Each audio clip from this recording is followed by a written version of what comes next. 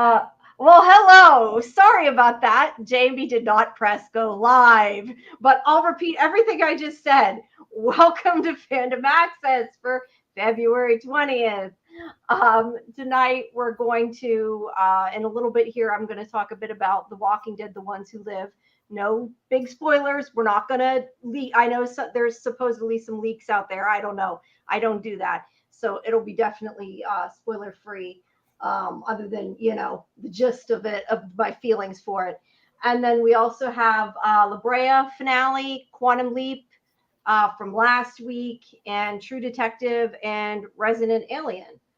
So we will be getting on that. The only thing I need to do is get up a recap for Resident Alien, so I don't go way beyond what I'm supposed to. Okay. Because you know me, I'll forget which is what episode, and I forgot. Here's AJ back with us. Give us a test audio, AJ. Let's hear you. Uh-oh. Now he's silent. AJ's having a few audio issues. But I guess we'll just move along, Jamie, until he can get with us, right? Yep, sounds like a plan. Here, give me one second. Was that, other than that, I think that was the only thing that we had to do. Give me 1 second. I probably that's talk spoiler free about the ones who live now. I just wanted to tweet that so people see it. So there we go. AJ's back. Okay. Well, since hopefully people are listening, and like I said, I won't give away any spoilers, but The Ones Who Live start this Sunday. It's this Sunday, isn't it? It's this Sunday. I'm like, it's a thing. Jamie, can you fix the back? Why can't I do this?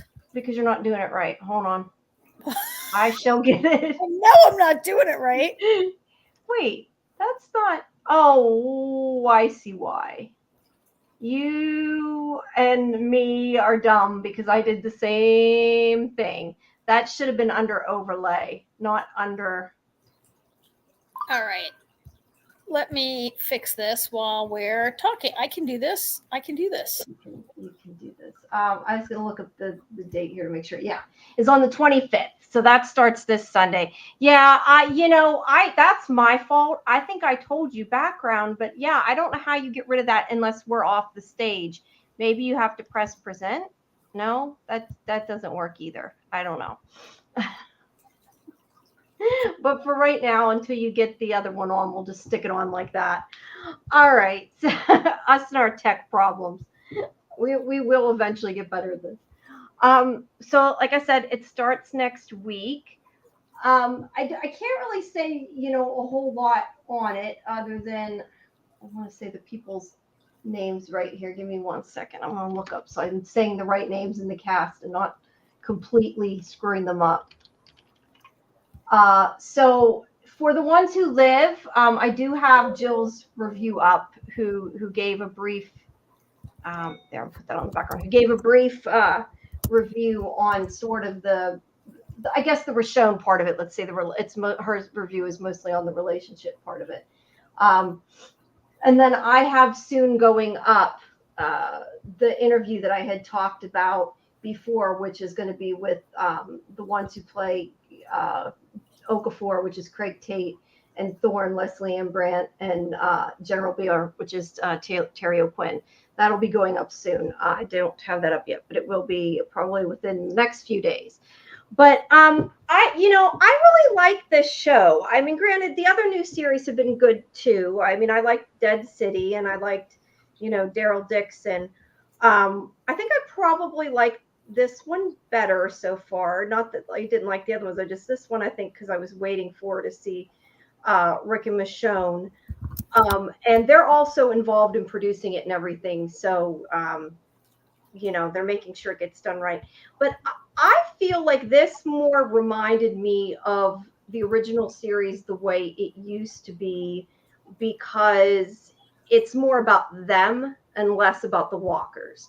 like I didn't feel like they were just trying to shove them constantly, all the effects and everything. And like the story is a lot more there on this than it is, on some of the. I'm not that, like, again, we like the other ones too, but I just think this one has a really good script and it's really emotional. I'm happy to see, you know, Rick and Michonne again. Finally, we've been waiting. Like, there we go! Yay, Karen got it. Been waiting to see it forever. So it was nice to finally get to see them again. But yeah, without really giving a lot of, I know I'm telling basically nothing, but it's hard to really say anything without saying anything. Like I said, it's very emotional. Enjoyed the script. The music's really good. But I really like. I watched, the first three as soon as they sent it. Like I watched them all together, and then I watched the other one as soon as they sent it. So I definitely was like wanting to see more. It kept me entertained. And like I said, the writing was really good. There's a couple things that, maybe weren't 100% perfect, which I know once we get to talk about it next week, Karen, you can kind of, tell everybody what you think as well. But overall, I really liked it. And I think that the fans of the show are going to like it, of the original show. And I think, I'm opening the chat here. And I think fans of Rick and Michonne and of the Michonne fan base, the shippers, I think will like it. Yeah. And hopefully once Jill is feeling better, since she did not feel so great tonight, hopefully once she's feeling better, she can come on and tell us a bit what she thinks and maybe kind of her opinion as well. And like I said, next week we'll be able to talk spoilers, but for right now I really don't want to say too much. Other than the cast is good, even the newcomers, I really enjoyed the episodes. We're not really even allowed to say who's in what episode, so that's why I'm being really, really careful what I say about what. But yeah, I think people will like it. I did like it a lot. And I'm waiting to see more, which it doesn't always happen. Like I'm waiting for them to send more screeners. So I'll say that. So you can't even say like Michonne's in episode 1, Rick is in episode 2 kind of thing? Well, they're in the episodes, but beyond saying, obviously we know Rick and Michonne are in the show. But that's about.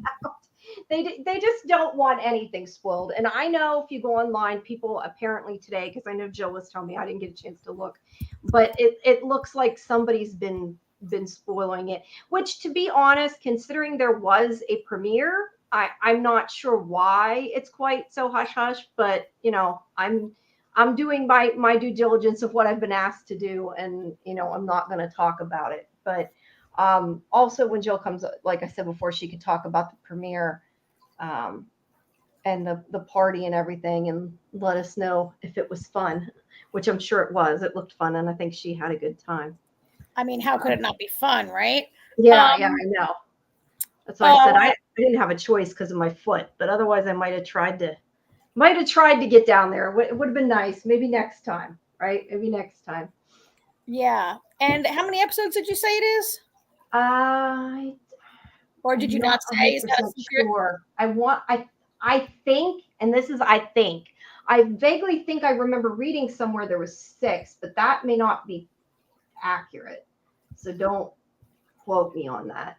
But we haven't seen them all. So, but Denai has also written for the show too. I was just looking to see to make sure before I said that. Has also written one of the episodes, and like I said, they're both Andy and her, both producers on it. So they've made sure, I think, that it's done the right way. And yeah, like I said, it kind of feels. I mean, it's a different tone. It's not. I don't want to say it's the same as the old show because it's not. It's still sort of a different tone, like they all are. But I feel like the writing is back to what maybe it used to be.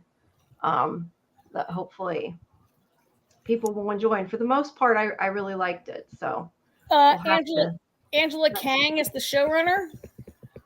I don't think so. I think no, Skimple's the showrunner. Gimple is the showrunner. Wow. But like I said, them being involved, maybe that's made a difference. I don't know. At any rate, I liked it. Were there some issues of a couple things that I maybe did not 100% like? Yes. I mean, there's always going to be, and I can't, obviously say any of that now. And I know that there's a couple things me and you are going to have a big discussion about next week. But yeah, we'll save that for next week. Like, do they have walkie-talkies that work across 4 or 5 states? Or do they leave and meet up with each other over and over again, right? We're usually saying that kind of stuff. But Yeah. no, there's some stuff. But I can't really say anything else. So we will see when it comes. All right. Okay.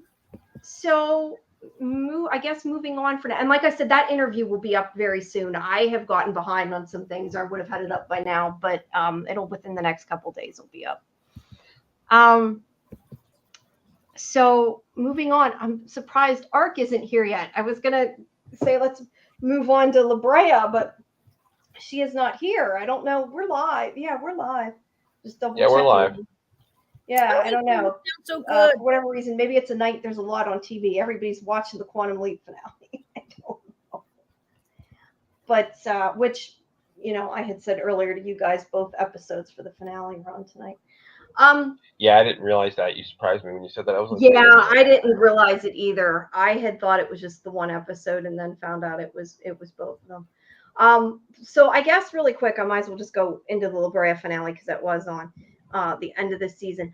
I will just say I really, without getting into super detail about the plot, I like the way they wrapped it up. I think everybody got their happy ending. Everybody got back. Jill is talking to me. I'll tell her she can. However, I'm not good at typing and talking, not like I used to. If she might come, we'll see if she shows up. But I like that everybody got a happy ending. Pretty much, everybody got home. They wrapped it up. The only thing, there was a couple things that annoyed me outright that stuck out to me, and I told you this, texted you when I was watching it. There is one part where they storm the base with all the military men with their rifles and everything, and they come in and they get caught, and suddenly the the locals with all their bows and arrows and everything come running out, and somehow they beat all these men with guns really easily. I had a problem with that. Very much so. But I mean, those kind of things happen, and I mean, that's just the show. It's not 100% always believable, but overall I enjoyed it, and I liked the way they wrapped up the stories and got everybody home, and so it was nice. It had a happy ending. I like it having a happy ending. So that's great. I am trying to figure out how to okay, see this I got this picture here that I can't figure out how to show, right? Because I don't know, because it's not an overlay, right? So I can't use this picture. I do not watch this show. And when I was preparing for tonight's show, program, podcast, whatever we're doing right now, stream, which I did incorrectly, there's a picture. If I take us off the stage, can people still hear me talk? I don't know. Because I don't think so. I don't think. I saw a still from this show, from the season finale, that is like people riding in a Jeep, and there's a dinosaur like chasing them. And then there was another picture that appears to be a T-Rex that is about to bite a stealth fighter, maybe. And I was like, holy crap, how can I not be watching this show? how do I not watch a show that, and you know what? The dinosaur looked pretty good in the still that I saw. It was like a pretty decent, like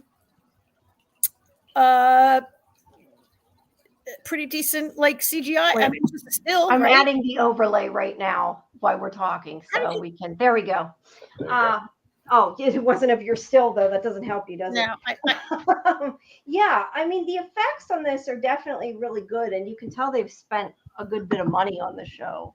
I mean, That's what I said. I think you guys would have liked it if you kept watching it. I mean, yes, it does have some logic problems. I'm not going to lie.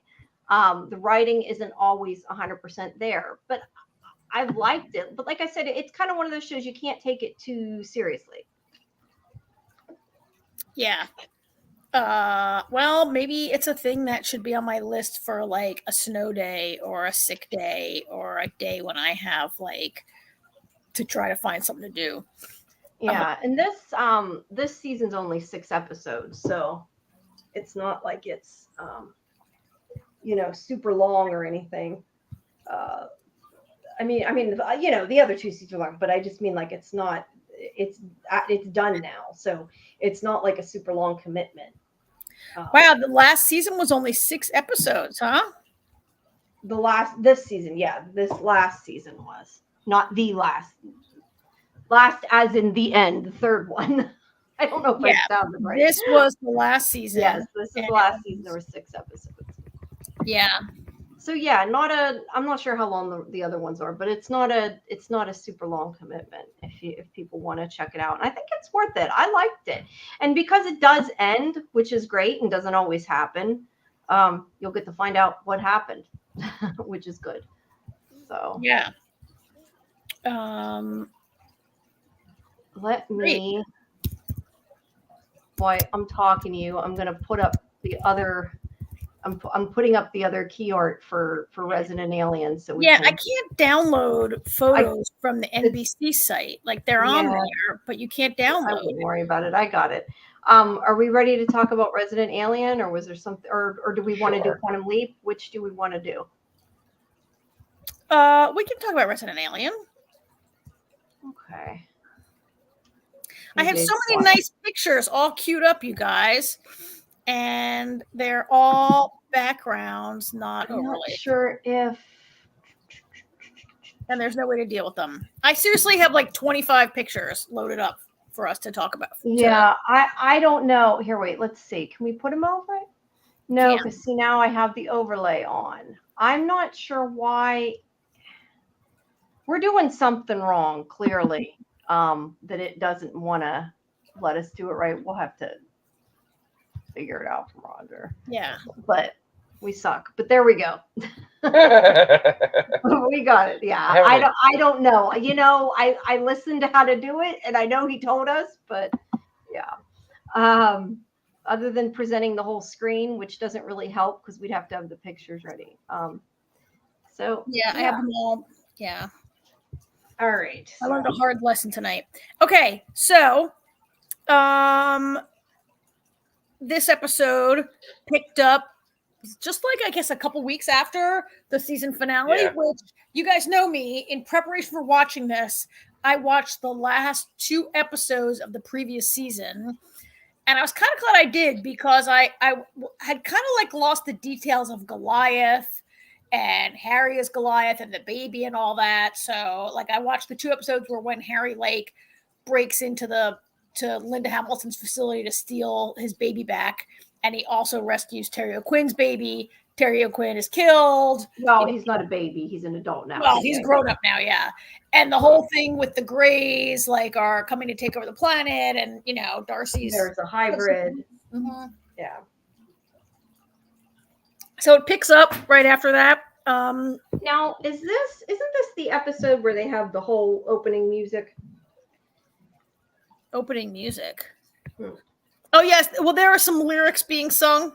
Yeah, like they played the whole. Well, I don't know if it's the whole. I shouldn't say that. I don't know if it's the whole opening, but they played the lyrics and played more than just what they normally do for the opening, which I thought was cool.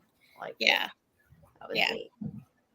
Yeah, I don't know if you really need to necessarily see the last season, like, because I don't remember much of it, but I was fine. Like, I know, obviously, I watched it, but it's been, I should do what you do. I should go back and rewatch it, and I didn't. But it kind of catches you up enough. But I think the one thing is the fact that we should talk about is that Harry is now working with the military and Linda Hamilton's character. He has this, is going to go real well.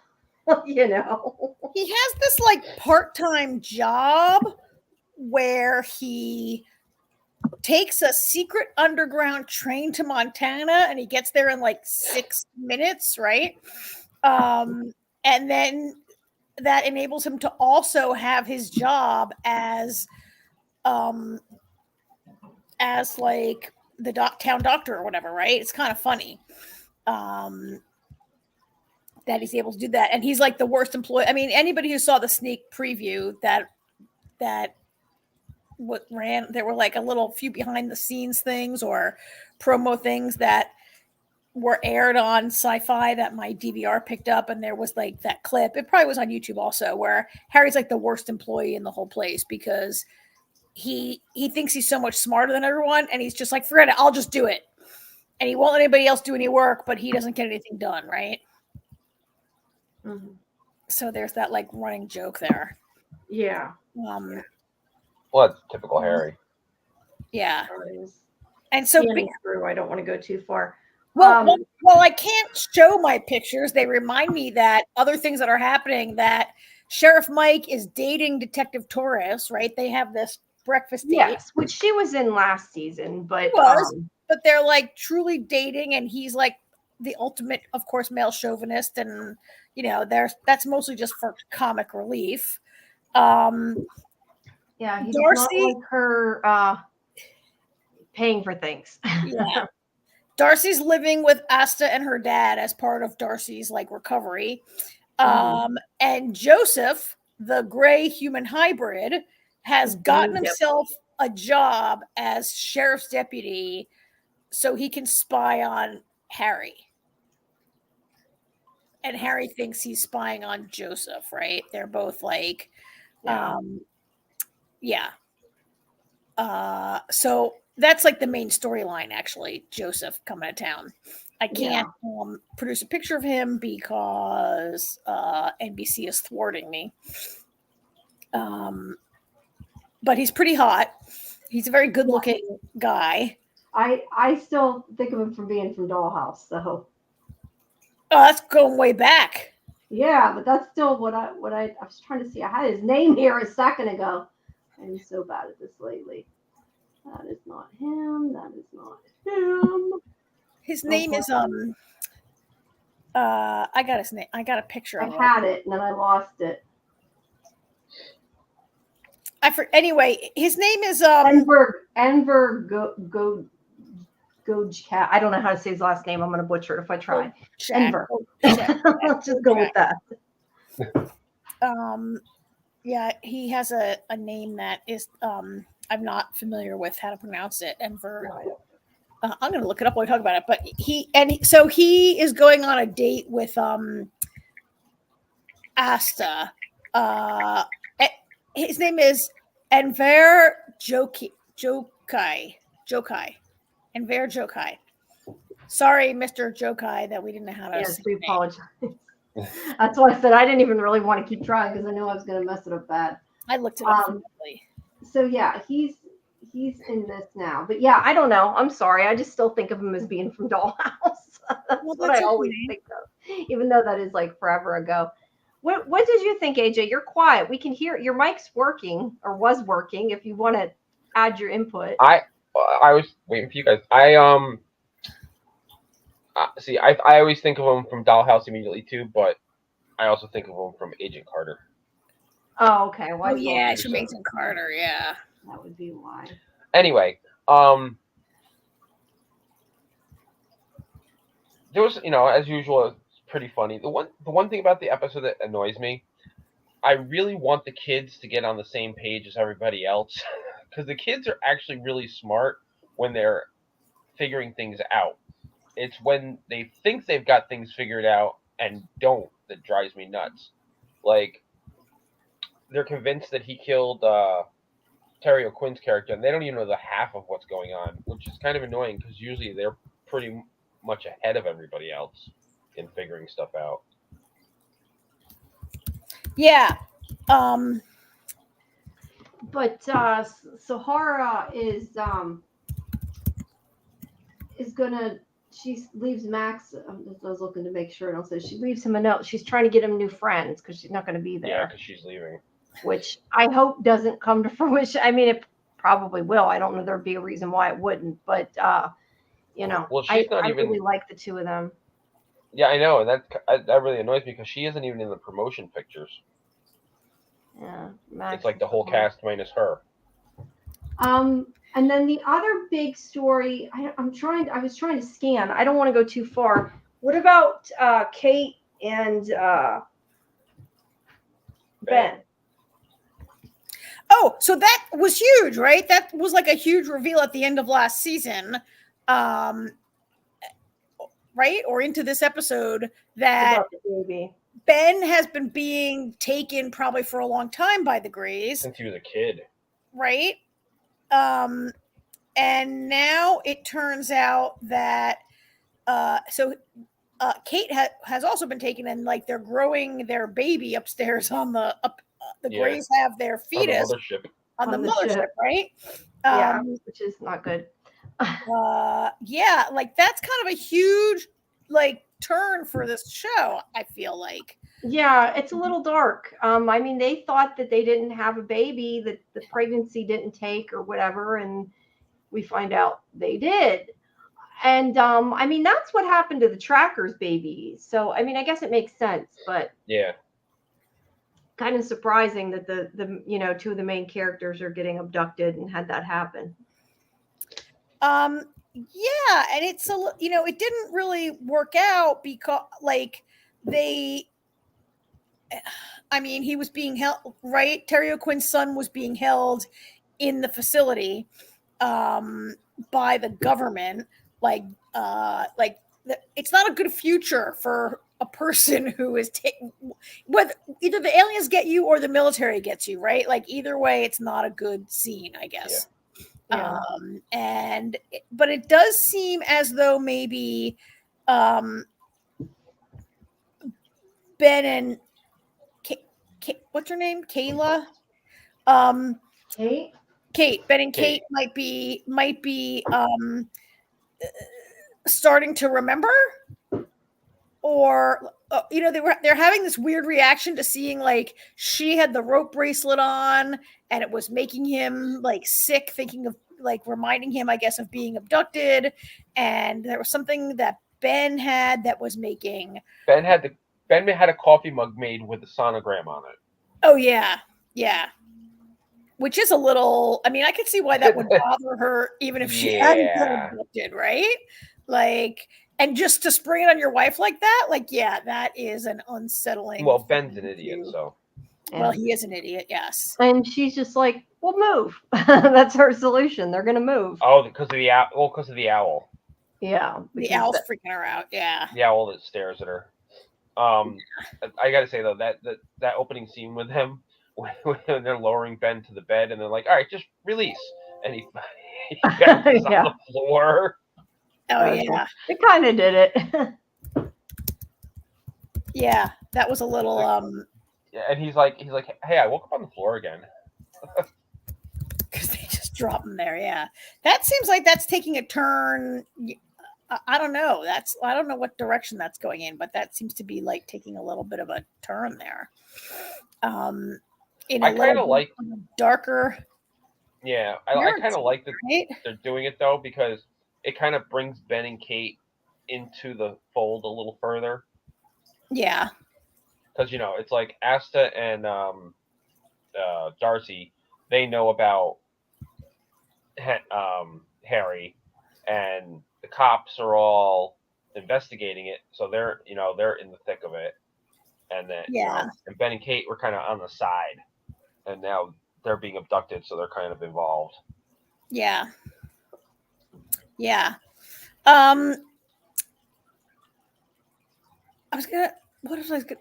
So I thought of you, AJ, when I was watching this, because when we talked last week, you said you couldn't wait to see the kids and see how old they are. Yeah. And they're definitely older, but they're not like jarringly. It's been a long time since Sahar this was on, right? Sahar looks the same. Max is the one that looks different. Max is like thinned out and shot up. Yeah. Yeah, he's hit his growth spurt. Yeah, but he doesn't look like terribly, it wasn't like he can't play, not like too old to play the role, or not like tall Walt, who like it felt like Walt got kind of lost because he was just too big, right? Like the whole show takes place, like the whole like majority of the whole show takes place in like 180 days, but it was shot over years, and this kid just couldn't, right? No. But this doesn't appear to really have gone that way.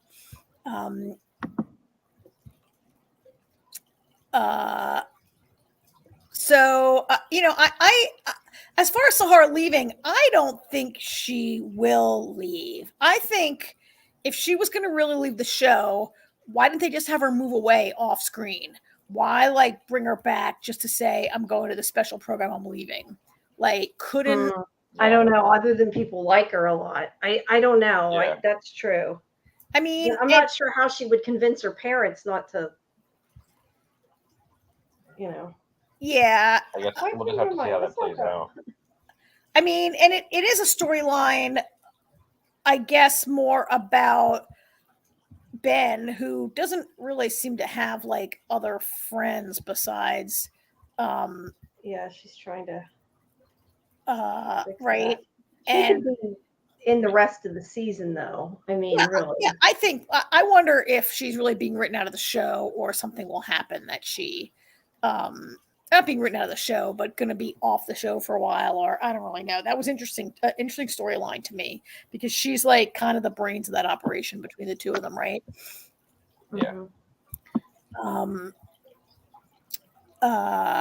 Yeah. So I was interested in that, and I also so there was a scene where Harry breaks into Asta's house because he gives her this like makeup compact to put in her purse, but it's bugged so he can spy on the conversation, right? And she doesn't take it with her. And she doesn't take it with her, so he breaks into the house. I don't know why he has to break into her house to get it, but he does. And Judy's in there taking a bath, and there's this like comedic. There's this comedic scene about how Judy like breaks into Darcy and Asta's place, and just to use their bathtub. I kind of like Judy. Like I don't know if I have always liked Judy, or if I complained about Judy. Like what I like about Judy and what I liked about her in this episode is like Judy's like she's kooky and she's boozy and she's crazy and dysfunctional. And, when I felt like at first she was added to make Darcy like look not that bad, because Darcy was the crazy. And I feel like, I really feel like Judy like takes on a lot of that maybe comedic stuff that Darcy used to own, as they have given Darcy like meatier story and a different, and as Darcy's working on herself and trying to not be that person over the last arc and into this season, right? Like I feel like it's good. It's a good move to like it allows some of that comedy to remain while Darcy tries to become a more serious person. Does that make sense? Yes. Yeah, that makes sense. I was trying to see. I remember, reading. She had been it says 2022, so not this season, but she's a writer on the show too, I guess. Oh yeah. So I'm not sure. I'm guessing that, and I don't know, but I'm guessing maybe she just like joined the cast, because she was already part of the writing team. I don't know, but yeah, she's written a couple episodes. But yeah, she's funny. Her and her cat. I forget the cat's name, but oh my god, that poor cat. I think his name is Kevin. Kevin. Yeah. I don't know. In fact, she's bathing with her cat. It's really funny though. He's hairless. Sometimes I feel bad for Judy though. Like she kind of got no friends a lot of the time and just kind of hangs out. Like that's why she's there in the first place and nobody even notices. Like how long has she been coming to Darcy and now Asta's place just to use the bath? Well, she is always trying to be like, oh, Darcy is my best friend, and trying to inflict herself on Darcy. And Darcy is sort of always trying to like get away from her, right? Because she is a little bit crazy. Clingy and crazy, yeah. But yeah, I felt like as I was like, oh, I get it. She's like picking up some of the I don't know, some of the comedy and some of the inappropriate behavior. That, I mean, Darcy. Yeah, that makes sense. Darcy I still hadn't thought about it that way. Darcy still can be inappropriate, but yeah. So I'm trying to think what else was going on in this episode that we should talk about. That there is to really, I mean, it's the season premiere, so it's a little set uppy, right? I mean, so there was this other big news that Asta was like trying to get her father to kick Darcy out because, well, for a couple of reasons. First of all, Darcy, I think, is like having too much fun with Asta's dad. He thinks she's like a little jealous. And her dad is like Darcy cooks all the time. Darcy cleans all the time. She plays video games. Like Darcy's like a great roommate, right? And Asta's getting a little sick. Well, Asta is pitching it as Darcy's like personal growth requires that she get back out on her own. She can't just stay here and hide from the world, as Asta's story. But I thought maybe Asta was a little like jealous of the time that Darcy was spending there, or I don't know, maybe she just needs her own space and there's just not room for another person there. I hadn't thought about that way. Yeah, I thought it was more like she needs her own space. I hadn't really thought about it that way. But yeah. But you know, Asta's always like, you're right, Asta, you should move out. It's time for you to like get out on your own. It totally backfires on her. And her father's like, you're right, it's time for you to move. I forgot about that. Yeah. So those two are looking to rent an apartment together. Or maybe did they rent one by the end of the episode? They were looking for an apartment. I don't know if they found one by the end of the episode. Don't remember. I can't remember. I've seen further, so I don't want to mix anything up with them. I can't remember. They're gonna move in together somewhere. And I think that is it in this episode also? Oh no, it's in this episode that Asta's daughter, Jay, asks if she can come back to work at the clinic, right? Or is this the one where she asked her to help her pick out a dress? I didn't think either was this episode. You might be thinking of one from last season. Did those both happen? Yeah. Those both happened at the end of last season. That she's making. Yeah, I was gonna say I thought they were in their own apartment at the beginning of this episode. Like, you just totally lost me for a minute there. I was like, wait. Yeah, did I not watch the right episode? Was that the end of last season when Asta's father was like, you got to get out? That might have been. I think that was last season. Was. So when Judy breaks into the apartment, it's not Asta's apartment with her dad. It's Asta's apartment with Darcy. That actually makes more sense. Okay. Yeah, you confused me. I totally was like, and then you started talking about Jay, who wasn't even in the premiere. I'm going, wait a minute. Okay. Did I watch somehow the wrong episode? So that's why I watched too far forward, and Karen watches too far. Okay, so that's why they have an apartment, because at the end of last season, yeah, you're right. He kind of kicked her out. Okay, all right. Yeah. That I won't even talk about. Then there really wasn't anything in this at the end. What about the sheriff and Liv, their case? I feel like there's some in this episode, I believe, them looking at the van or whatever. Well, they found Terry O'Quinn's van, right? Terry O'Quinn, the UFO hunter, the alien hunter. They found his van. They don't, and like she's worried something happened to him. Mike won't listen to her. Then they find his van, and the surveillance footage from the nearby camera shows that there was another we know the other person in the van is Harry, but the face is obscured, right? And nobody know. They're trying to figure out they found out who was with him in the van. Then they can find out what happened to him, maybe. Yeah, that's what they hope. And we know the other person is Harry, but they don't know. And as usual, Mike is the butt of all jokes. Like when they're in the bar and she's playing the loud music, she's like, "If anybody is watching us," and he's like, "Who has diarrhea?" Yeah, yeah. Oh, and you just knew. You were just waiting for it was I so was waiting for the music to obvious it stop. happen, Yeah, but it was you're waiting, yeah, and you it's knew it was gonna hilarious. happen. Wondering, yeah. So yeah, I kind of like that. You know, I kind of like that storyline because it brings us back to like the season 1 and 2 mysteries of like having the cops on the case, and are they going to find out that Harry's an alien? Like, remember when it turned out that Harry had killed Sam, but it was human, you know, the previous Harry, like the who killed Sam thing, and Harry as a suspect. And we're kind of, is it going to be who killed the alien hunter and Harry as a suspect kind of thing? Maybe. I guess it won't be exactly, but I like them bringing it around to another like active mystery for them to be solving, right? Yeah. That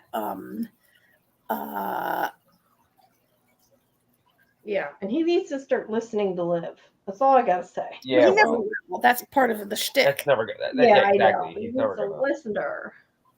Yeah, Oh, I mean I know. that's the shtick that he never will. And I mean, and no one listens to anyone who believes in aliens, right? Like, of course you're not going to listen to her that it's aliens, but True. Yeah. So, I also like the twist, which was a reveal at the end of last season when Goliath was like, "Oh, the only person who can help you is General Manning." Is that her name, Linda Hamilton? And I made the mistake and I killed her. So, like, you know, you can't kill her. Try and work with her. And that was kind of a nice twist that, you know, has ended up putting Harry in her office. And like, I don't know if she's going to be like how much recurring, but it puts, you know, Linda Hamilton in the government like I don't know. I like the way they did that to like kind of keep her as a sustainable character who makes sense. Yeah. And now they're going to work together and not having to be like trying to shoehorn her in here and there when they can, right? Yeah. She could end a bit. Yeah. I kind of like the way they did that. And she's, you know, she's in the cast photos. Like, you know, they do the cast portraits, the official cast portraits. Linda Hamilton's among them. Which encourages me how much airtime she might get. Sahar also is a full cast portrait. So yeah, I think they're considered series regulars, but I don't know how you can tell. I mean, you could be a series regular and not be in every episode, but it makes they're not more than just a guest star, right? Which is great. Right. And real quick, I just thought of something else that was pretty funny. The end of the episode when Harry's sitting at Asta's bedside, and he's like, "I couldn't do it. I couldn't kill you." Oh yeah, you're my kryptonite. That's right. His solution, if he killed her, then he wouldn't care about the great, right? The only way that he can not care about saving the world is to kill her, but he cares too much to kill her. He makes this long, convoluted like speech to her, monologue. It was cool, yeah. That was pretty great. Yeah, and she actually goes from horrified to sort of touched. Yeah. Well, coming from Harry, he loves her too much to kill her. He finally, I think, realizes that he's growing, which is good. He's evolved. Well, she said in the beginning of the episode, you got to deal with Harry like he's a 2-year-old. Yeah.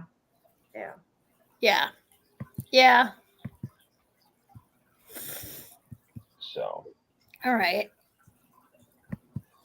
I think we covered this one up pretty good. Yeah, I think so. So on to Quantum Leap. All right. Okay. On to Quantum Leap. We do have a picture, some key art there. I got it. My only question is, if we don't take off the overlay, is that going to cover the video? I don't know. We'll find out. So before we start, we might as well do the video. I talked to, was it this week? God, my weeks blur together. I to Raymond earlier in the week about the show, and although it wasn't a postmortem, so people can watch it. It's not spoilery. And we talked about Ben's relationship with Hannah and Addison, and then I asked him about the episodes airing tonight because he gets to play a fireman. And although he wouldn't give me any spoilers, he did talk about getting to play a fireman and how much he enjoyed that. So let me see if I can get this video clip to play. I got permission to put them on here. Let me take that off a second because I'm feeling that's going to cover it. This information maybe you can give me that isn't quite spoilery, but I just wanted to ask. It says that you play a firefighter and there's a Tyrion photo. That's the little log line. What was that like? Because I'm assuming that there's a lot of action and special effects and that kind of thing in there. So can you just sort of talk a little bit about that part of the episode? It was so hot. It was so hot. Yeah, like much that. respect to everybody on the cast of Chicago Fire and every show and movie that came before, because those turncoats, it's like another 30 pounds of just equipment. And also that helmet, I think I was drenched for 2 weeks straight in my own sweat. It was very hot. But that's it. Yeah, but being in that place, one of my dreams in my preschool graduation, I said there's a recording where I say my dream when I grow up is to become a firefighter, and seeing myself in the turncoats and the helmet, and while I was and getting changed, I was like, this is insane. This is really just one of the coolest things about this job, is just a wish fulfillment of every wish that I've had growing up as a kid. But this one was so specific. I wanted this. But yeah, and also to pay homage to the Towering Inferno. And that's one of the great bits about this show, is that we get to continually do that. It was just very cool. It was a very cool world that Ben and Derek created, and I was happy to live in it. Let me put our Quantum Leap picture back on. There we go. And that was from Friday. See, I told you I can't remember my days. I looked it up. That was from Friday. So yeah, and you can watch the rest of the interview with Raymond on scifivision.com or on our YouTube page, and also the interview with Caitlin and Eliza is there from I had posted last week as well, if people want to watch it. So yeah, so that's up. But as I had said earlier, both episodes, I know we're going to talk about last week's episode, but the season finale and the episode before air tonight. I'm not sure. I don't think it's been announced if it's been renewed or not. I sure hope it has been. But yeah, so there we go. I got the video clip to work. Yay. Cool. So that's for the episode that aired tonight, not for the episode that yes, that clip was about the episode that airs tonight, but we're going to talk about last week's, since a lot of people haven't seen it yet. But that doesn't spoil it, at least. So, all right. Yeah. Well, so last week was with the reporters, right? Yes. Yeah. Okay. So, yeah, I thought that episode was pretty cool. It's different. Well, it was kind of more like a leap of the week kind of episode. Hannah is not in it, right? No. Her voice is. What? Her voice is. He calls her and gets her voicemail. Yeah. Calls her, yeah. Yeah. Yeah. And he finds out also in this one that her husband, even though he did get to tell her about her husband going to die, he died in a car accident. I think it's a car accident. Yeah, yes, car accident. He dies anyway. So he's trying to get to her. But my point was, I like the other. He spends a lot of time with the other reporter in this episode. I really liked her character. I liked it. I thought it was good. I'm typing it while I'm talking. Yeah. Her name. She was a famous reporter who had lost her job somehow. In New York, because somebody committed suicide. I think. Yeah, her source committed suicide. Yeah, so she didn't handle it well, and she didn't want to keep going in those kind of stories. So she ended up doing small news stories like The Biggest Pumpkin and The Town or whatever. And that ends up connecting with they're using the stuff that they were using to make their pumpkins big is the stuff that this company is going to put out because they're like one of the test places, and it makes people really Yeah, sick. the fertilizer. Yeah, the fertilizer, and as Or in, no, sorry, and here's actually, no, stories it about wasn't fertilizer. It was something like that. it was pesticide. It was the pesticide.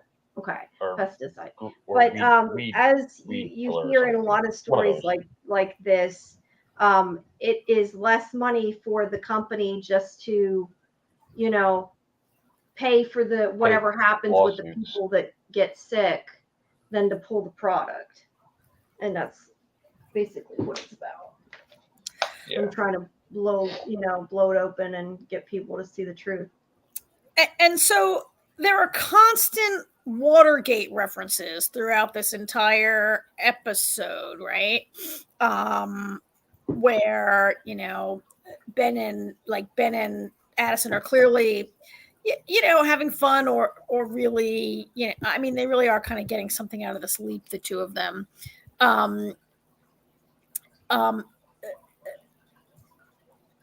Yeah, there's a ton of these references, and it actually, you know, it involves like a lot of like sort of mystery, and you know, the one brother like fakes his own death because he doesn't want to, like, I guess he's worried that his own brother might actually like kill him.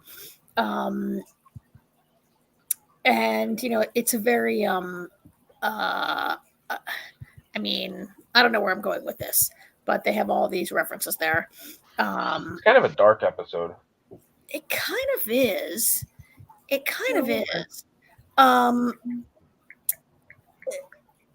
Because it's like a lot of like corporate evil. Like they know about the test results, and I mean, they don't know what Ziggy knows, which is like 11,000 people eventually die of cancer in the future, right? But they do know that in like many mice died, right? They know that it was a the test results are bad, and they're hiding it to just make money. Yeah, as companies do. Well, yeah. So that is kind of dark and terrible. But there's like other stuff that goes on here also in this episode that is kind of huge, right? So, and part of it is Addison's ongoing. So Addison, like last week, told her boyfriend Tom that she needed some time, and this week is like the official breakup between them. So that was kind of big, and it leaves me kind of like, what? Like, I text you guys, I'm like, oh my god, he's not evil. So all of that, what was the point of all of that if he's not? I know, you were saying that last week, and I'm like, I just kept my mouth shut. If he's not evil, what internally even is the point? I'm sorry. He told us right? the point. He, Tom told us the point. An obstacle for him and Addison.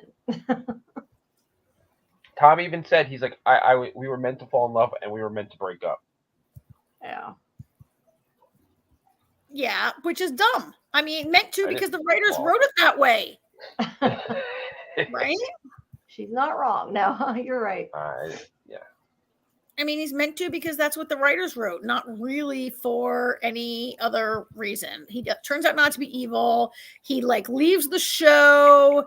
He like why is he there?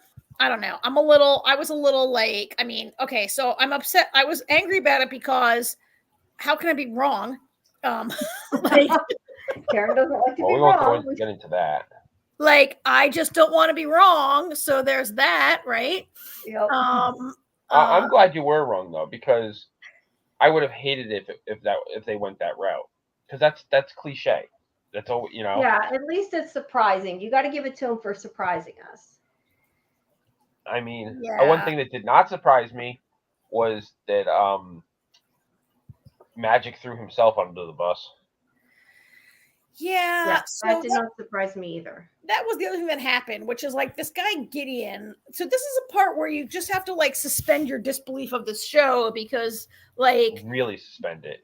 right? Because that whole thing doesn't make any sense. It makes no sense at all that this civilian guy who the civilian guy who basically extorted Ian so he could spy on a secret government project is pissed that they used his software. Okay, so they did steal a piece of code, or his employee wrote a piece of code, that however that happened. The idea that he could be this rando civilian would just waltz in. First of all, how did he even get in? I told you this last week. How does he even get inside a secret government facility? He's super rich. Even the government doesn't know about it. He just walks in, and now he's the boss of it, and he's pissed, so someone's got to get fired. Like, they're part of the Department of Defense, and he decides someone's got to get fired, but he doesn't really care who. It makes no sense, right? It's terribly. It's kind of poorly written, but the reason behind it, I feel, and that's the thing, I feel like this something happened so that something else can happen, because now he's gonna be like, I feel like he's gonna end up their boss. Oh yeah. Because he owns the tech that runs that. But the reason he gets away with this is because he is apparently a huge private contractor that is constantly helping the government, which is why they're so eager to please him. Yeah. And you still have to suspend your disbelief a little bit. Yeah, this is a show about time travel, and this is where we need to suspend our disbelief. Yeah, it is.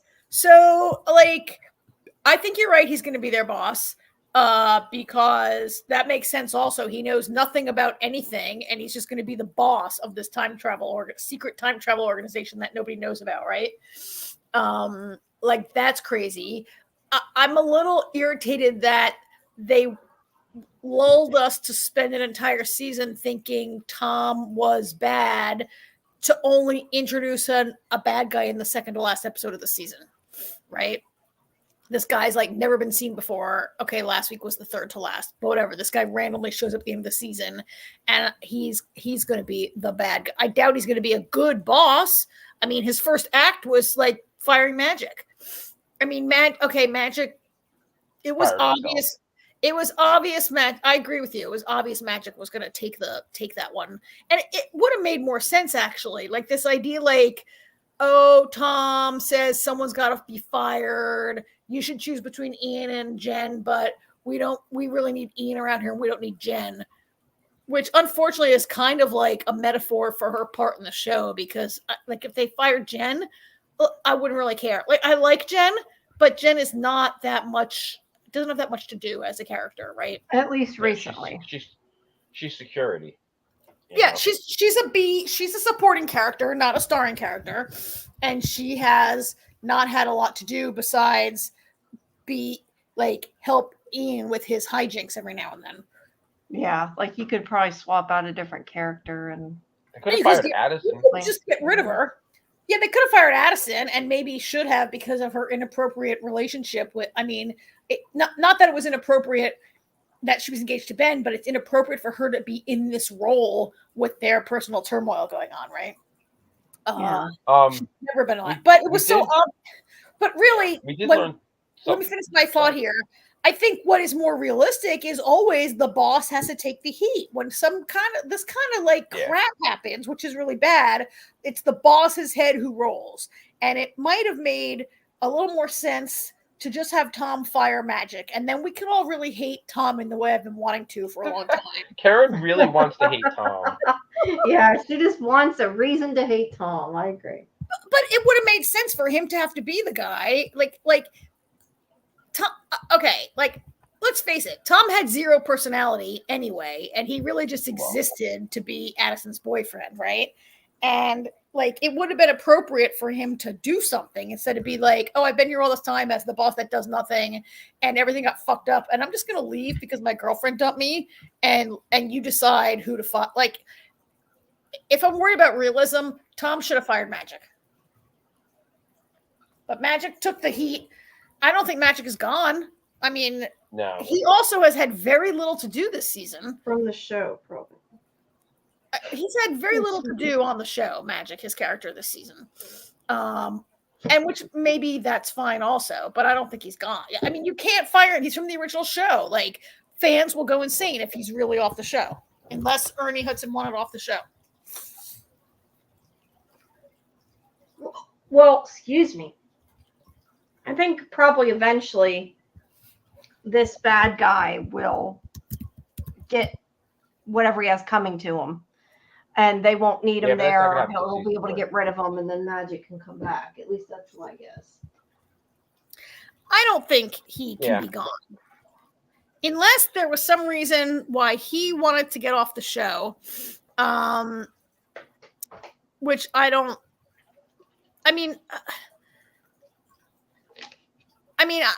Look, I saw interviews that Ernie Hudson has given where he said, this is not the end for me, right? Like, he knows he's gonna play things from the outside right now. We'll just have to see how it plays out. Well, yeah, he's very super connected, right? Yeah. Like, he's been Quantum Leap since the beginning, and he knows senators and Congress people also and whatever. Like, maybe he can just we did learn something new about Addison this week. She wanted to be a journalist when she grew up, when she was a kid. Oh yeah, that doesn't surprise me at all. No, she's very. Those were actually some fun scenes with her and Ben when they were investigating everything. Yeah, that was kind of, it was a fun episode, and it was kind of, you said it was dark, but it was also kind of lighter, I guess, because it did not have the personal stakes that other leaps have sometimes. Yeah. Oh, and when Addison, I kind of saw this coming, but when Addison tells Ben that that Josh is gonna die in a car accident, like he died in a car accident, like a couple weeks later. I looked at the TV and I was like, Charlie, no matter what I do, you're gonna die. Yeah. I thought of also, what is that quote? The universe has a way of balancing out, course correcting. The universe has a way of course correcting. Like, you can't stop him from dying. Yeah. In the end, because they're meant to be together. I was going to say, except that's what Ben does on the show all the time. Well, no, he puts things right that once went wrong. Yeah, I know. I'm just teasing.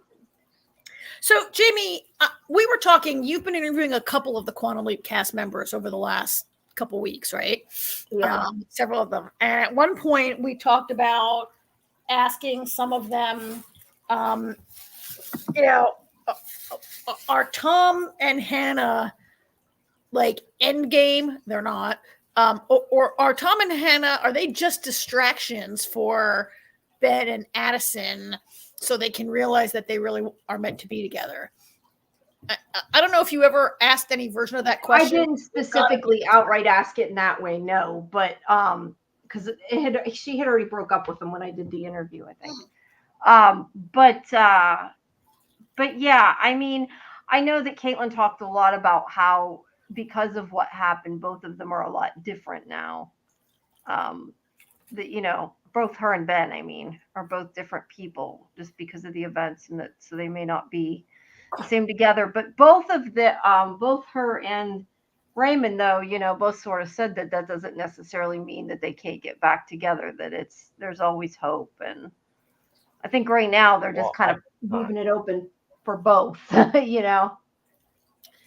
Well, yeah. I mean, they can't be together at all because she's a hologram and he's lost in time. But yeah. So it's still going to be whatever time-crossed lovers, no matter which one he's with. But it's funny because when the show started, we're told that Ben and Addison are a couple, and while believable, I've never really felt the chemistry between them the way I do between Ben and Hannah. Yeah. I mean, you're right. I agree with you. And I don't know if it's because it's just how it's written, or if it's because Addison and Ben are like both pretty like straight personalities, and Hannah's this like free spirit that was introduced to the mix, and we do get to see them touch and kiss, which also kind of helps in the believability of chemistry aspect, right? That's true. Just but aside from that, I mean, just the way they interact, the interactions are very different, which could come down to the writing, or it could just mean that Eliza just gets on a screen and everybody has great chemistry with her. I don't know. Could be Eliza Taylor. So you're making me think. At the end of the episode, near the end of the episode, when Addison says to Ben, she's like, "Oh, Tom and I got engaged, and then we broke up." And he has no strong reaction. Like his reaction was more like, "Oh, really?" Not like, like a person that he was like, "Oh, I'm sorry." He basically was like, "Oh, I'm sorry to hear that." Not like, "Oh, yay!" He probably hasn't had time to process it, though, to be fair. I mean, they didn't actually ever break their engagement except for the part where she had him declared dead, right? Yeah, you should be like, "You were still engaged to me." Well, that's one way to break an engagement. Yeah, that's true. Yeah, but he wasn't hurt. Like sometimes even, we've talked a lot about the timeline for him being not that long. Yeah. And to learn that she was engaged didn't really seem to affect him, and that she broke up didn't seem to affect him.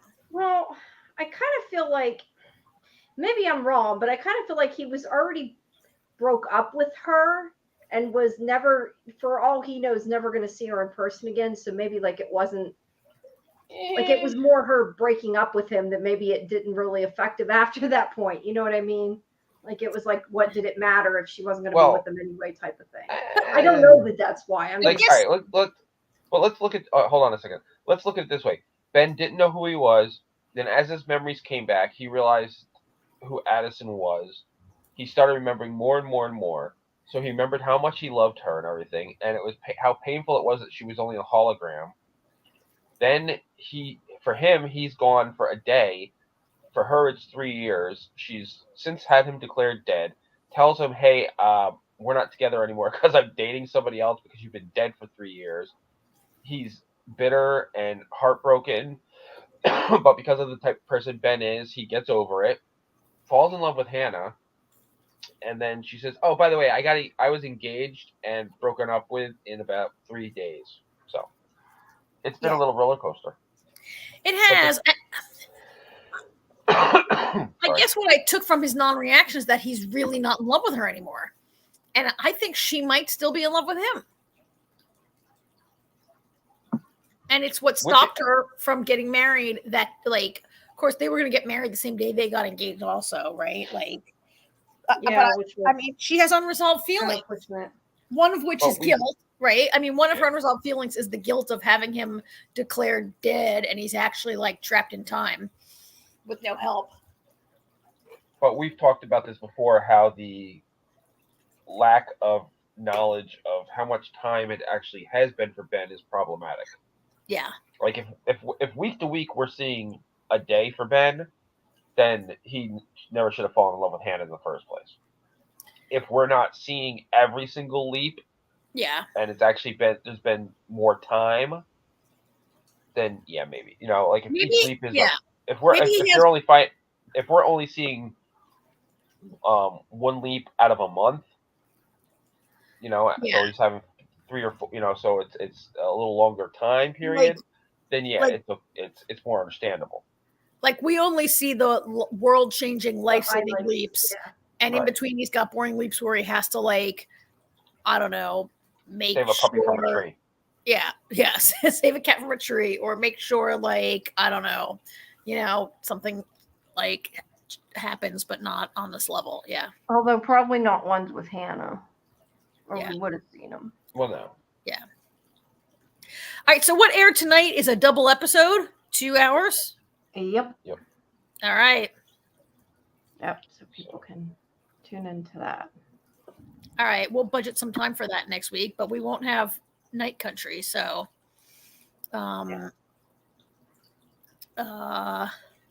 Yeah. All right, so Jamie, you're gonna drop off.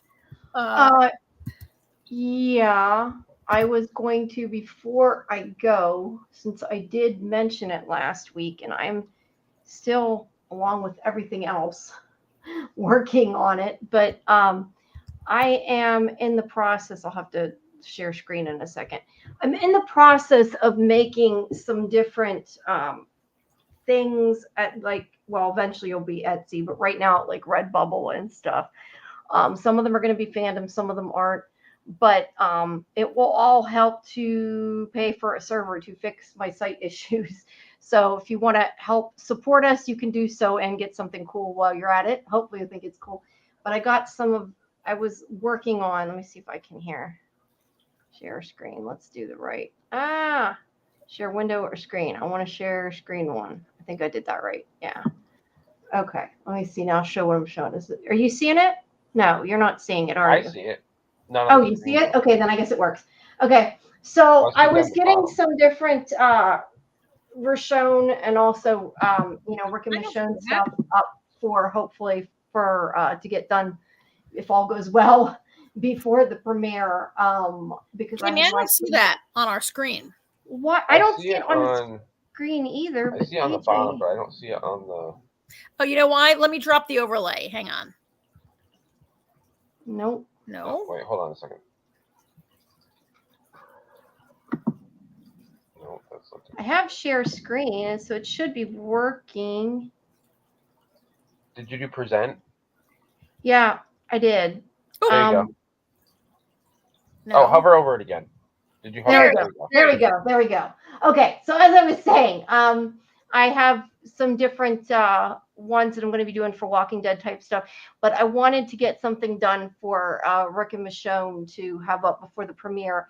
I thought that some of these would make like nice designs for stickers or shirts or whatever.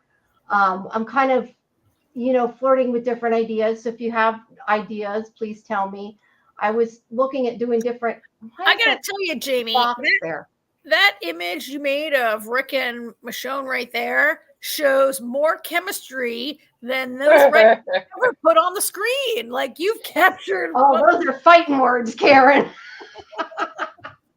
No, I do. I like Rick and Michonne. I have no problem with it. But yeah. No, but you remember their love story happened like in a time jump, and they were just together all of a sudden. Yeah, there wasn't as much on screen, but I do think that they have a lot of chemistry in the new series. But I have to paint his tie yet. I gotta see this. Have you been reading the Draco trilogy? I don't know about it. I usually read Snape and Hermione, which I shouldn't admit. But oh my god, I didn't know about making artwork for that though, because I didn't know if people would accept it. But I was trying, like, kind of flirting with different fandoms and different ships and things to do. And then these were just some of the fairy designs I already had done that I was making stickers of. So that's kind of that's the normal sort of style I've been messing with. But I think probably if people follow the podcast, they would more care about the fandom stuff. But I've been looking at maybe making some Last of Us stuff. Different shows that we talk about. But if anybody has any ideas, please, Surely you've got some Doctor Who in that portfolio. Yeah, I have started. I was doing one with the 12th Doctor and Clara, but I wasn't done with it. So I'm going to try some of them because I think ship things, people a lot of times want ships and can't get them when it comes to merchandise and stuff. So like Draco and Hermione. Yeah. And hopefully with the new show, people will like Rick and Michonne stuff. But we'll see. So anyway, that'll be coming soon.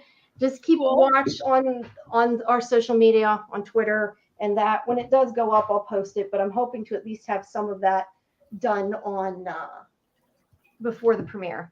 And I have some other things. There's like a skull design that I had. There's some other. I think I still have this. I was gonna say I disconnected it. I can't show you because I disconnected it. I had let me get Photoshop out. This was one of the designs I had made before I actually sold one of already. Yeah. But that was some of the stuff. Yeah. So, but see, I was just kind of messing around with putting them on on Redbubble and stuff. So anyway, now I can't get my there we go, my mouse over. So that's to come. But anyway, so stay tuned. The only other thing I'm trying to think if there's anything else I really have to say. I think I've mentioned most of the stuff. I did Traders today, but you guys don't watch that, so that doesn't really help you. I've never even heard of that. Yeah, I did. It's a reality show I really like. So I did an interview for that today with Bergie, and that's going to be up soon. And I'm trying to get some other things, but right now I think I've mentioned everything. The main thing is that I need that Resident Alien stuff and the Ones Who Live stuff will be up very soon. Okay. Before you leave us tonight, Jamie, are you watching Halo, which came back earlier this month? I have not yet, but I will be. Okay. I don't know. I didn't really love last season, so I'm not sure if I'm gonna. Well, no. You know what? I canceled Paramount, and I'm not paying just to watch that show. So, well, I have a press account, so I don't really. Yeah. Worry about that. I know. Okay, and so also before you leave, Constellation premieres tomorrow on Apple TV. Oh yes, those we'll have at least one of those up by tomorrow as well, and that people need to check out if you have not. I've mentioned that a couple times before. Yeah, you've mentioned a lot, so I'm gonna watch it.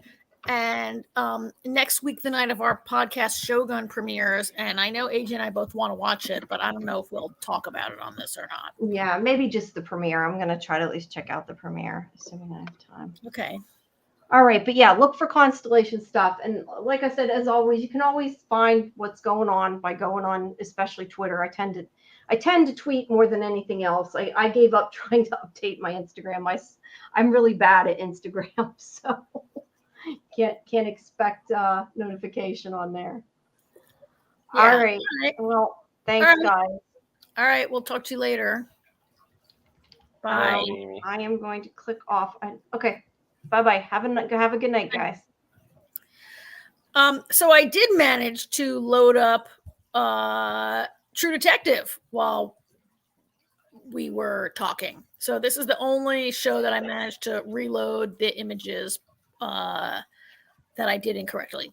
I hope that all of our listeners appreciate that this is on the job learning for us. And we're getting a little better at it every week. Season finale of Night Country, 75 minutes. I don't feel like it was enough time to wrap it up, and yet I feel like a little more discipline in the previous 5 episodes would have made it enough time to wrap it up. There were some satisfying things and some disappointing things, I guess, is how I'll put it. Disappointing. Yeah. What is your main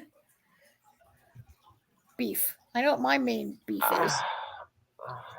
Main beef, Jesus, where to pick from? Yeah. I think my biggest thing is, and I saw it coming a mile away. The last minute, here's our killer that makes no sense. Yeah. There are a lot of plot holes or plot assumptions, jumps, and many of them are related to the resolution of the crime, right? Yeah.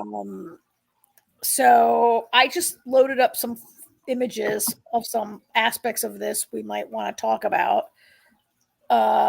Starting with Navarro. It was after leaving Pryor at home to clean up the dead body of his father he shot 5 minutes ago, which seems like not a good idea. They go to the ice cave. I was paying a lot of attention to the set. I am not sure that it looked perfectly like an ice cave, but I have never really been inside an ice cave. And also, this must be one of the hardest sets to create that I can imagine. Trying to come up with like you can't build an ice cave and have that. Like you have to have some sort of shiny whatever. I think they did a pretty good job of creating like.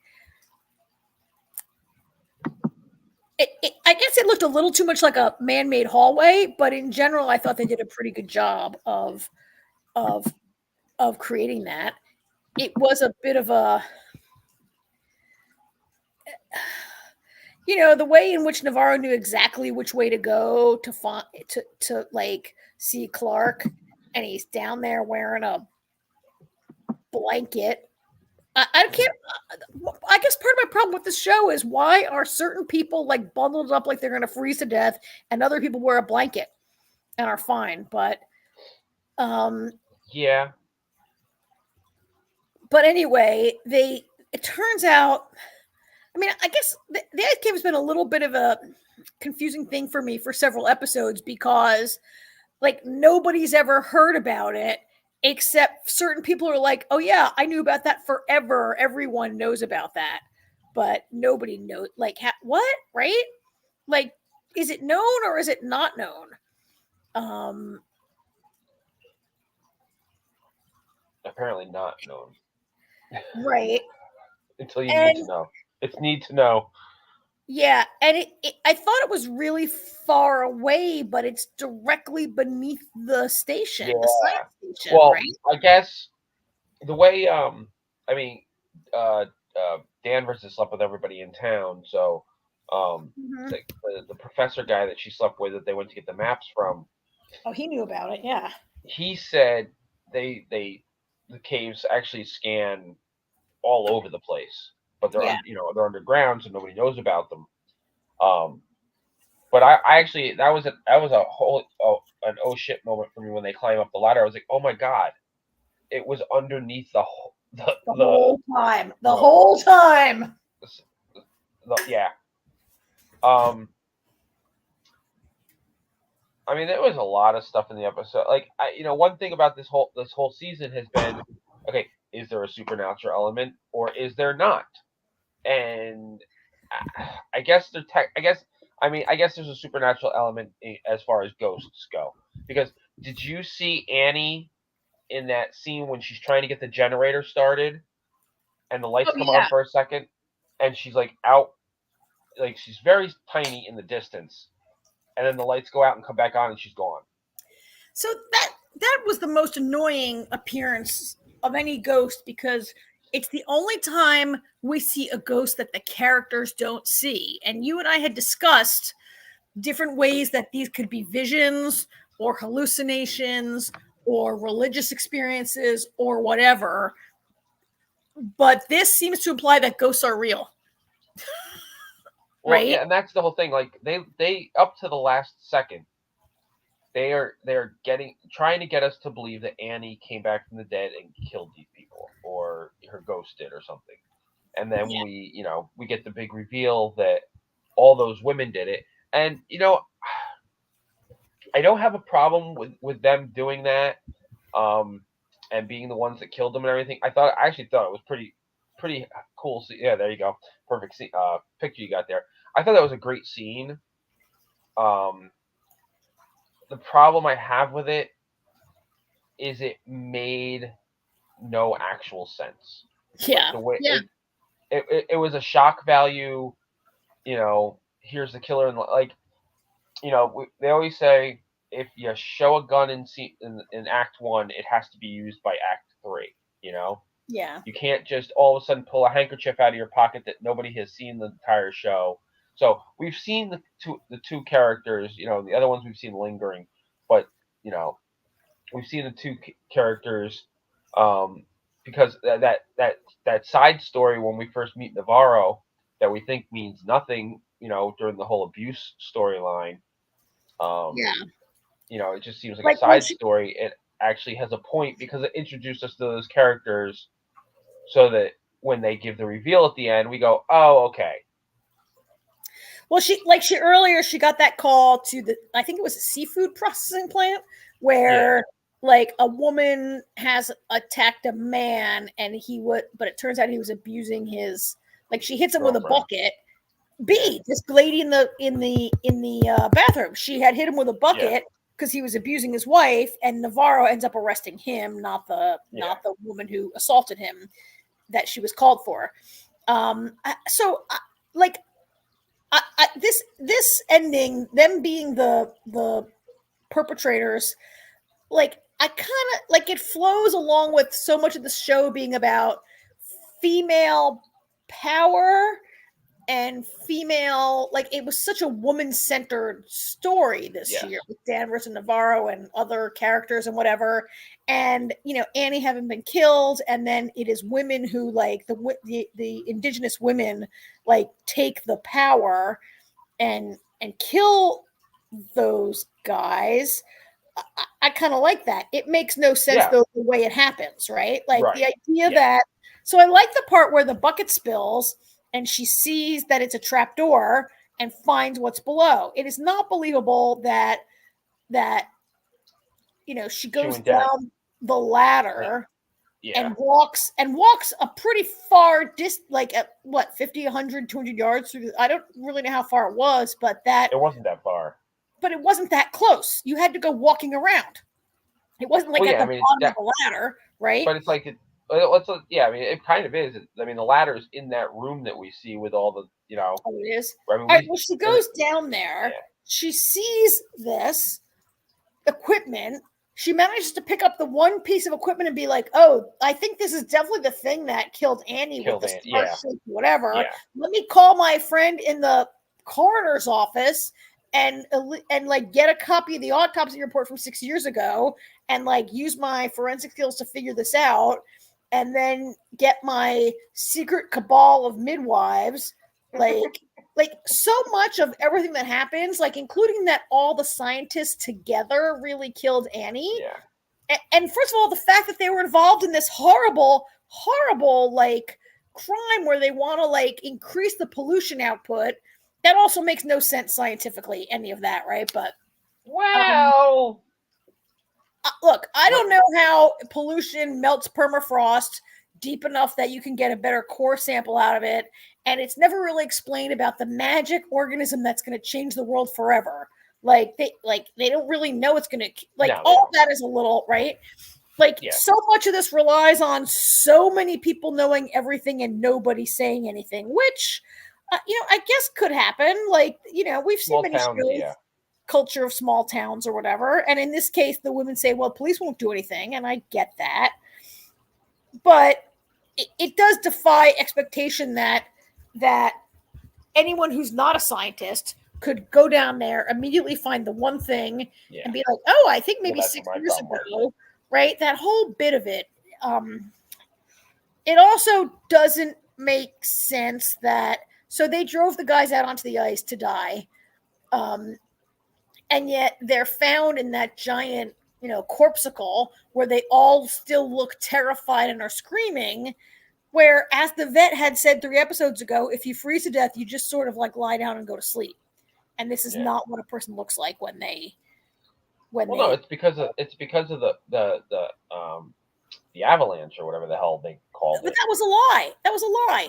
Well, I know that. I was being sarcastic. So it's implied, like the supernatural thing is implied there. It's still implied. Yeah, it's still implied. Even when Clark dies, and here's a picture of Clark, like he goes out into the snow and he like falls onto his knees and right. When they were interrogating him and then she lets him go out to die and everything, I was so pissed off. I'm like, why did she not videotape him during the confession? And then of course we see at the end that before she let him out, she had him confess again. Yeah. Which was pretty smart. So I was happy about that. Yeah. Although why didn't? Yeah, and then and then Danvers is so mad. Like, why'd you let him go? He's the only witness. But 5 minutes ago, Danvers was going to let her shoot him in the head, like, even though he was the only witness. Like Navarro's going to shoot him, and Danvers was like, yeah, whatever. And he did deserve it, right? He deserves to die. Yeah. Well, especially since as he's telling his story, saying that he never laid a hand on Annie, you see in the flashback that he actually smothered her because she wasn't dead yet. I mean, do you think she was like dying painfully and it was a mercy killing. I mean, she maybe could have lived. I think right, if that was the case, then he says that and doesn't say that I never laid a hand on her. I would never hurt her. I would never hurt her. Yeah. I mean, she very well could have been dying painfully, but had he called for help, maybe she could have lived. Yeah. I don't know that I buy like 9 scientists, 8, 5, 6 guys, each like, it was very like the killing of Caesar, where everyone takes the knife and stab, right? Like every one of them stabbed her. It was like Lord of the Rings. I mean, Lord of the Flies. Lord of the Flies. That also was a little like, I mean, for so many scientists, and other people have maybe worked there and rotated out, right? To be in on the deliberate poisoning and kill, like 9 babies died like in 3 months, right? Yeah. Like the deliberate killing of the local community to like save the world, and then brutally killing this woman. But the needs of the many outweigh the needs of the few. Yeah. No, I agree. There was a lot. Oh, and then there's also the one there was Annie's tongue that never got answered because they said something about that to the women. They're like, yeah, that had nothing to. We don't know what that you're talking about with that. We didn't have anything to do with her tongue. No. Like, oh, Hank must have did it as a warning, but where the fuck did it come from? It just been sitting around for 6 years, and somebody grabbed it and threw it on the floor. Like Hank is the person who kicked her. You know how she's like kicked and beaten after she's already dead, and he could have cut out her tongue. He cut out her tongue as like a sign, like people who talk. She was talking against the mind. They wanted to look like a protester. Thing. But where does it come from? But where was the tongue for 4 years, right? Exactly. I mean, that's my whole point too. Well, like, did Ghost Annie put it there? Exactly. Or what? That's why the would problem? There's too much. Yeah. There's so much that's ambiguous. Like the ending. Like, do we think Evangeline just walked out onto the ice and died? Well, but I don't mind that as much. I mean, or is that really her at the end, or is that her spirit? Because Danvers says that whole thing about the thing about around here is nobody ever really goes anywhere, or nobody ever leaves, or whatever the saying is. The thing is, like, you see her. It's summer and it's daytime, and she's walking onto the ice. And was she going for more of a meditative experience as opposed to a suicidal experience? Right. And like the idea that there have been sightings of her, which almost implies that she's wanted for a crime, which she's not, right? Like, she just quit and went away. Like, but the idea that there have been sightings because so many people see dead people in this town, or she's been coming around to see, like, what that last shot of her on the porch with Danvers. Like, is she there? Is she not there? I don't mind that so much. You know what I kind of minded? I mean, we saw multiple flashbacks of Jodie Foster happy with her child. And her husband, who that might be the only look we ever got at the husband. And it appears it was a terrible car crash, right? We saw a terrible car crash. They're dead. I love the scene where she yells at Navarro and she's like, stop with your religious bullshit. She's like, don't say it. You don't get to say that my son is like, I'll kill you. I'll shoot your mouth off, she says. I thought Jodie Foster was very powerful and excellent in that scene. And then it's followed up with her, like, having her own, like, hallucination of her son, right? And then she falls in the water. She almost drowns. By some miracle, she doesn't die after 20 seconds in that water. And Navarro, like, says, oh, your son talks to me. He says he sees you. And, like, suddenly Jodie Foster's, like, heart is healed and she becomes a nicer person again. Like, I just thought I just thought it was a little too tied up with a pretty bow that Jodie fought like Jodie Foster almost dies. She cries in Navarro's arms and she's like able to move on from her. I mean, I guess other people who watch this might appreciate a more mystical kind of thing and see it as a transcendent moment for her, but that's not the show you and I were wanting to watch. No. For Not other the show we were. You know, I almost feel like I would have felt better actually if it turned out it was Annie's ghost that killed the men and not the horde of women, simply because then it cements the supernatural storyline. You know, otherwise it's just all this dangling the whole time, and there's no confirmation. And I'm sure that was their intent, was to not confirm anything, but we see too much as the viewer to not give us. I don't know. It just. I don't know. Many reviewers and critics have said if you took the words True Detective off this show, a lot of people would have liked it better.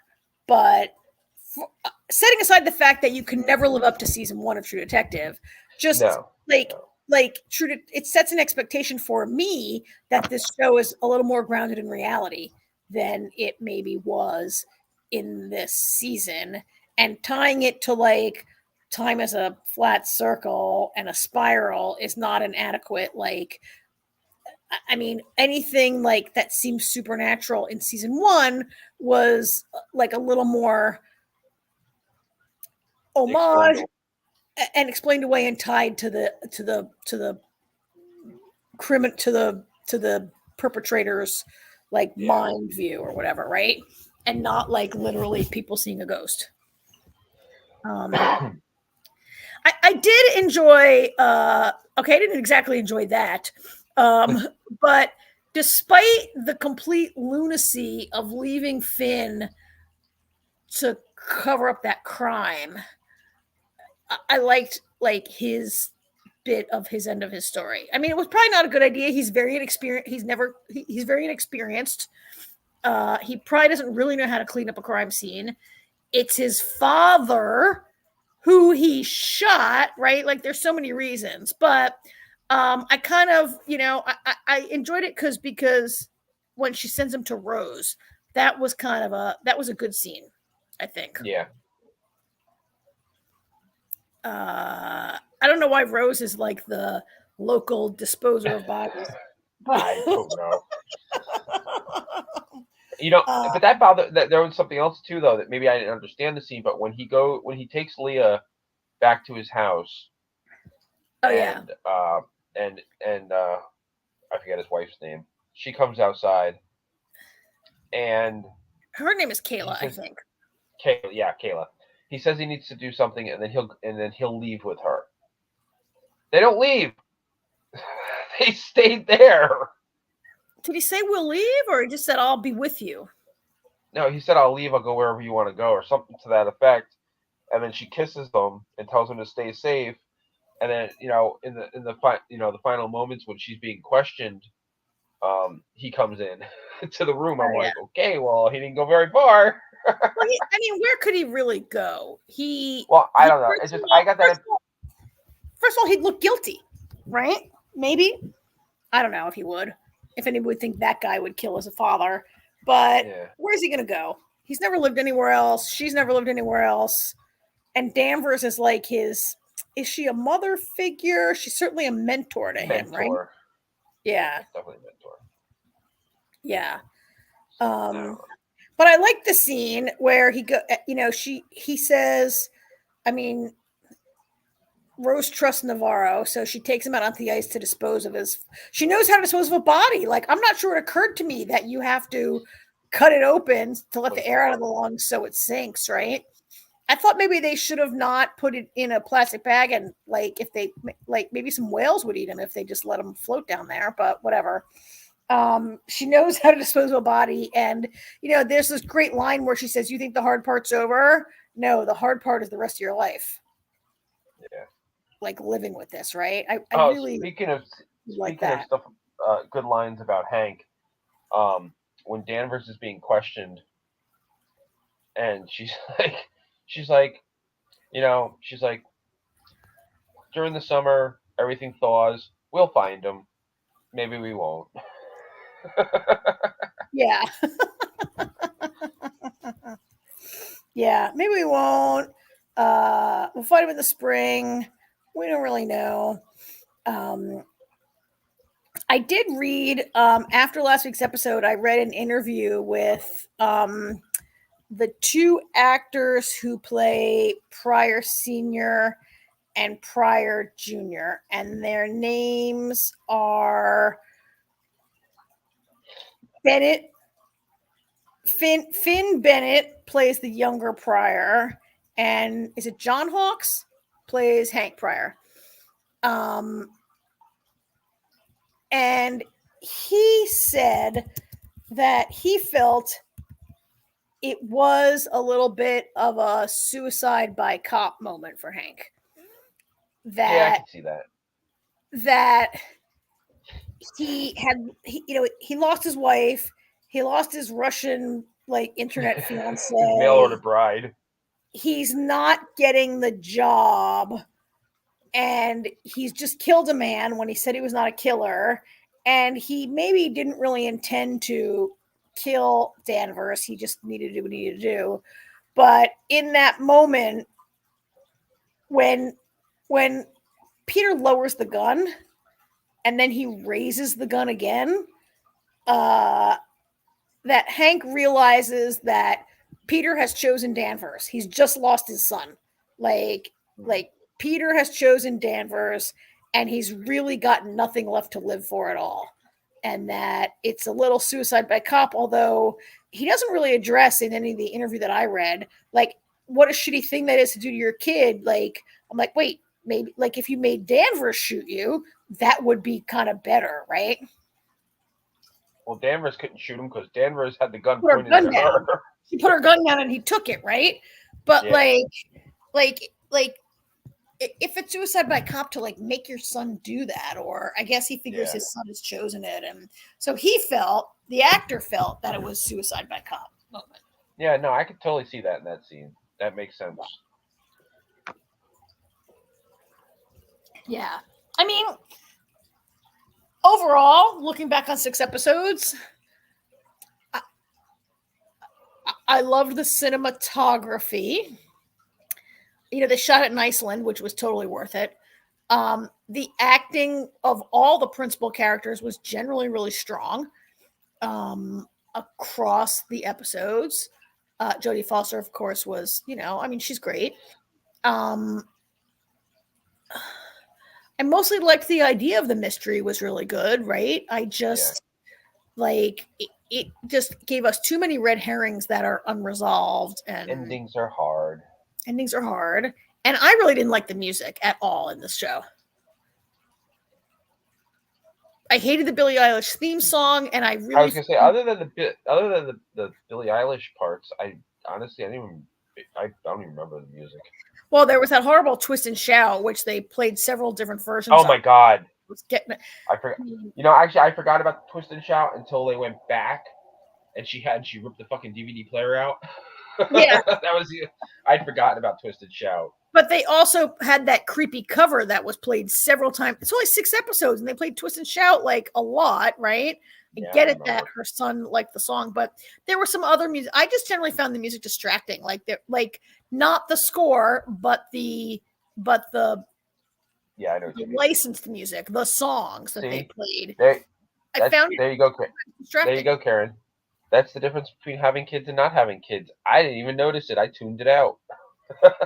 Yeah, you people with kids tune things out. I was like, why? This song is distracting me. Sometimes music with lyrics distracts me in a show. Sometimes it's great. Sometimes it's not. Yeah, it's hit and miss. Yeah. I mean, I liked it. This is better than a lot of stuff that I have watched. Yeah, there's worse ways. It was flawed. There could have been worse ways to spend the last 6 weeks. Yeah. I got to tell you, the finale is the only episode that I watched the same day that it aired. Simply because after episode 5, I was like, I need to know what the hell's going on. Yeah. Oh, I meant to ask Jamie. Jamie watched this show on AMC called Dark Winds, which was about the murder of a woman or maybe some women on a reservation in the lower 48 here, right? Somewhere out west. It's about the reservation police and this murder of this woman. And Eric Kane, who is the critic on Forbes, who I love, he's my favorite recapper of Fear the Walking Dead because he hates it so much. He hated this episode in a way that I thought was really unwarranted. He hated it, and he had a lot of complaints about it. But his big complaint that I was about to mention here, which just went out of my head, what were we just talking about? The music. What were we just saying about it? So I didn't watch Dark Winds, but he thinks the idea that all the cleaning women did it is a ripoff, and the whole environmental like blah blah was a ripoff of Dark Winds. Apparently, it spoiled all of Dark Winds for me. That he said a lot of people online who watched Dark Winds in the first episode of True Detective were like, "Oh, I figured it out. These guys are like in with the mine, and whatever." So now I got to watch Dark Winds to see if it really gave this away. But apparently the show is pretty similar. According to him, better. Eric Kane really hated this. He was really it was really a very very angry review. Maybe he just hates everything. Maybe he's ruined from watching Fear the Walking Dead. Sounds like the review I read. Sounds like the review I read today of Madam Web. Oh, that Madam Web is getting killed, huh? Oof. And by the cast too. Oh yeah. They're like, are they disavowing it? Well, apparently Dakota Johnson, right? Doesn't even Dakota Johnson, and Sydney Sweeney both thought they were joining the MCU. Oh, really? Yeah, they had no idea that it wasn't attached. I mean, it's based on a Marvel comic, but it's not part of the MCU. It's like a standalone. It's not based on a comic because there's no comic Madam Web. It's based on a character in Spider-Man comics. And this is from Sony. It's not the MCU. It's part of the Sony. It's Sony. It's part of the Sony, right? I guess Dakota Johnson fired her agency. Oh, really? Oh, yeah. I get it. I actually can't wait to see it because everything I've read about it being so bad, I just want to laugh at it. Well, yeah, and weren't they planning a bunch of spinoffs and stuff? I have no idea. I think Sydney Sweeney and some of the other characters are future Spider Women who they wanted to spin off other movies and whatever, right? I don't know if there was their plan to do that in the future, but only thing I know is Venom 3 is going to piggyback off of this movie, from what I understand. Well, now I want to watch it, but I don't want to pay to watch it. I got to wait for it to come on streaming. Absolutely. Fast, right? I would not pay money to see this. It might come out pretty quickly. I keep joking with Artie, because he was excited for it. He's like, I think it could be pretty good. And then we saw the trailer, and he's like, oh my god. He's like, what the hell is this? Yeah. And then we've both been reading different reviews, and he's like, I don't want to see it. And I was like, come on. I was like, if nothing else, I was like, Sydney Sweeney's hot, and we get to see her in a skin tight outfit. So I've been messing with him about that. Yeah, it's supposed to be bad. So, all right, well, we'll put that on our schedule for when it hits streaming. We're not going to go out and see it. Oh no, absolutely not. And I actually read one little blurb that said it makes Morbius look like a masterpiece. Oh, ooh, that's rough. Yeah. So anyway. That is rough. All right. Well, that brings us to the end of our show, I think, huh? Yes, it does. All right. So we're back next week with Resident Alien, Quantum Leap. 2 episodes of Quantum Leap. Yep. Constellation. Jamie and I will watch Constellation on Apple. If you want to watch it, you can join us in talking about it. I feel like that's it. And I think that's what we got for next. I don't know what just happened there. There's stuff coming, just not quite yet. Right. American Horror Story is back in April. Interviewing the Vampire in May. Oh, do we finally have a date? Jesus. Yeah, I think it's April 3rd. I had no idea. Yeah, I don't really want to watch it, but I'll see it through to the bitter, ugly end. Gonna have to watch the first half again. Jesus. Oh, it was so bad. Don't do that to Kidding yourself. how that went. It was so bad. All right, and maybe Jamie will have some more. Discovery is back in 2 months. 2 months. Or May. like a month and a half. Yeah. So Discovery's April. back. It must be back in April. All right. Well, we got stuff coming. We'll just have some roundups in between. All right. Well, thanks everybody for listening. Well, thank you everybody for listening to us. And, Roger's been lurking. Thank you, as always, for hosting us here at NDV Media. We really appreciate it. And talk to you next week. All right. Good night. Thank you.